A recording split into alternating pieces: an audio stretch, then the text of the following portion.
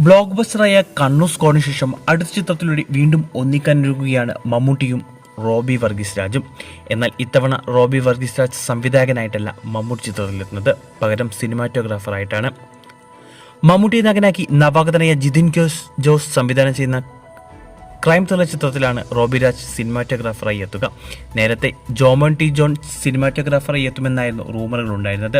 എന്നാൽ ഇപ്പോൾ റോബി രാജിനെ ഉറപ്പിച്ചതായിട്ടാണ് റിപ്പോർട്ടുകൾ സൂചിപ്പിക്കുന്നത്. ദ ഗ്രേറ്റ് ഫാദർ എന്ന ചിത്രത്തിലും റോബി തന്നെയായിരുന്നു സിനിമാറ്റോഗ്രാഫി നിർവഹിച്ചത്. ഇപ്പോൾ ഇരുവരും മൂന്നാമതായി ഒന്നിക്കാൻ പോവുകയാണ്. ഈ മാസം അവസാനത്തോടെ നാഗർകോവിലാണ് ഈ ചിത്രത്തിന്റെ ഷൂട്ടിംഗ് ആരംഭിക്കുക. റോബിക്ക് പുറമെ കണ്ണൂർ സ്ക്വാഡിന് ശേഷം സുഷിൻ ശ്യാം സംഗീതമൊരുക്കുന്ന മമ്മൂട്ടി ചിത്രം എന്ന പ്രത്യേകതയും ഈ സിനിമയ്ക്കുണ്ട്. അങ്ങനെ മൊത്തത്തിൽ കണ്ണൂർ സ്ക്വാഡിന് ശേഷം മമ്മൂക്കയുടെ ഏറ്റവും പ്രതീക്ഷയുള്ള ഇൻവെസ്റ്റിഗേഷൻ ത്രില്ലർ ചിത്രമെന്ന വിശേഷിപ്പിക്കാവുന്ന ഒരു പ്രൊജക്റ്റാണിത്.